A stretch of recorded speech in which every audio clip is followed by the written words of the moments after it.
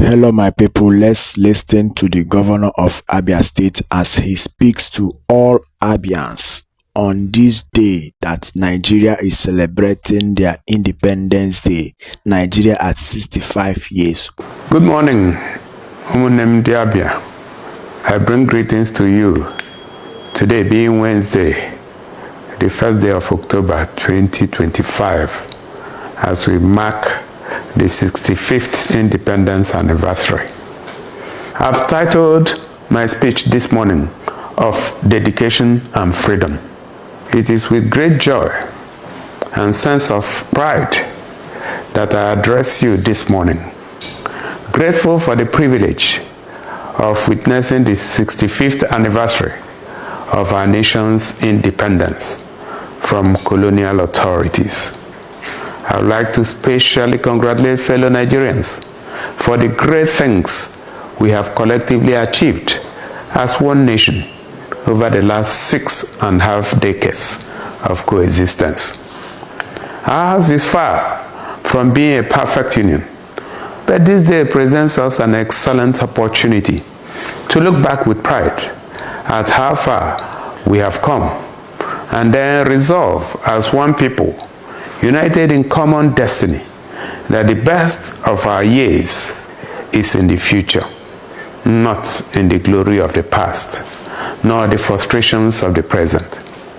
We are a people of destiny, and the evidence is in the miracle of our continued existence, the friendships that transcend religious and ethnic boundaries, and in the spontaneous excitement that rends the air each time a Nigerian achieves something remarkable on the global stage. When we do not care about ethnic or religious identity, just the knowledge that the individual or team represents Nigeria. Many of us have had cause to feel disappointed with Nigeria and the trajectory it has taken over the last few decades. But we must never mistake momentary discontent with lifetime disconnection. We are a nation of patriots, so even when we openly announce our dissatisfaction with the state of affairs, deep in our hearts, we love our nation and wish the best for it. Today we celebrate the victory of our founding fathers over the limitations of colonialism. But there is so much more to celebrate. This nation mirrors Africa's rich potential and then its struggles. It therefore follows that the destiny of Nigeria is partly tied to the eternal reality of our brothers and sisters all over the world. What we become, we ultimately play a part in shaping what will be said of our race in the final analysis. A thriving Nigeria inspires hope in the mind of every black man and woman around the world. Conversely, our continuing struggles, especially on the fundamental concerns of human existence, keeps a certain unflattering narrative in steady circulation. As we celebrate the 65th anniversary of our independence, the onus is now on us to rise to our calling and give our kith and kin from Brazil to Oman, Colombia to Ecuador, Portugal to Guatemala, and across hundreds of other nations around the world where our type are found in small and large numbers, something to be eternally proud of. Nigeria is an ambitious project, but the events of the last 65 years have also taught us that nothing great is built in isolation. A nation rises on the dreams and enthusiasm of the ordinary people, but it is the leaders who must provide direction. Leaders in a national project are not just members of the political class. They are the men and women who mold opinions in places of worship, learning institutions, and in the centers where people of all demographic groups congregate in search of knowledge and meaning. Leadership, as I had emphasized several times over, is not a title. It is disposition to create value, drive progress, and apply our peculiar advantages to noble causes, ideas that transcend narrow interests.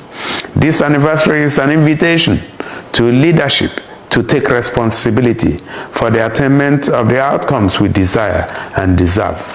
One thing history has repeatedly taught us is that no one is too small to lead the chorus for change.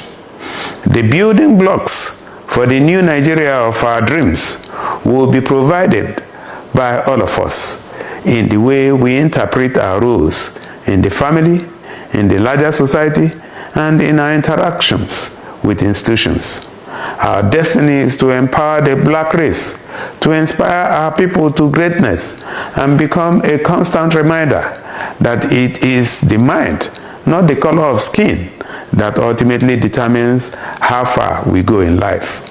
We are currently beleaguered by a litany of challenges, and it does not diminish us to admit that all is not well, that Nigeria has not become what our founding fathers and the compatriots who fought for its freedom committed their lives to.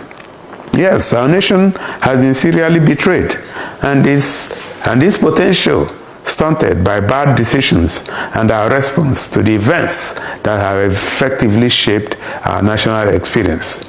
We have failed on several scores, and at other points simply wobbled when we could have moved with decisive intent. Mistakes have been made, but the good thing is that yet another beautiful opportunity has been offered us to start afresh, to rise to the noble ideals of the independence movement and cast aside the inhibitions that have perennially kept us out of the table of greatness. These include tribal and religious triumphalism, corruption, and behavioral tendencies that raise suspicion and undermine public trust. We are invited to forego the culture of finger-pointing and collectively come to terms with the truth that we all have a country to build. The task of reimagining Nigeria is not exclusively for those in public offices or persons of influence. It is for all of us, although there are individuals and institutions that must bear the torch by virtue of their privileges. To our brothers and sisters here in Abia, let me especially thank you for your unending faith in the Nigerian project. You have remained unwavering in your commitment to Nigeria, refusing to be frustrated by the weight of discontent within the policy. Thank you for rising to the demands of nation building and for doing everything within your power to keep the ship of state in motion. We may have suffered heartbreaking disappointments in our interaction with the system, but I'm glad that we have remained unyielding in the conviction that, like our parents, we are as involved in this project as our compatriots from other parts of the country. Let me especially appreciate you for spreading the fruits of your genius across the length and breadth of the nation, and for refusing to take the easy option of retreating into your shells when met with difficulties, to whine and then do nothing else. No, we are better than that, and I believe that in due time we shall all look back with pride, grateful to have played a part in the great story Nigeria will eventually become. May I now take a moment to honor the memories of our compatriots, the men and women who devoted their lives and talents to the service of this land, who gave the last full measure of their devotion to forestall the failure of the Nigerian experiment. Our gratitude to the soldiers, policemen, and other security agents fighting the scourge of terror and criminality in different parts of the country must never be diminished by the recalcitrance of the challenge we are dealing with. We are also encouraged to keep in our memories the ordinary men and women whose lives and dreams were cut short by unfortunate events and the circumstances that have dogged our path in the last 65 years. They did not leave us empty. Their courage and strength must now become fountains of inspiration for all of us as we launch out on a new trajectory, dedicated fully to the values and ideals that sold our parents to the vision of a nation that runs on the oils of hope and kept on track by the shield of fairness and patriotism. To everyone and to all of us, happy Independence Anniversary, my people. God bless you.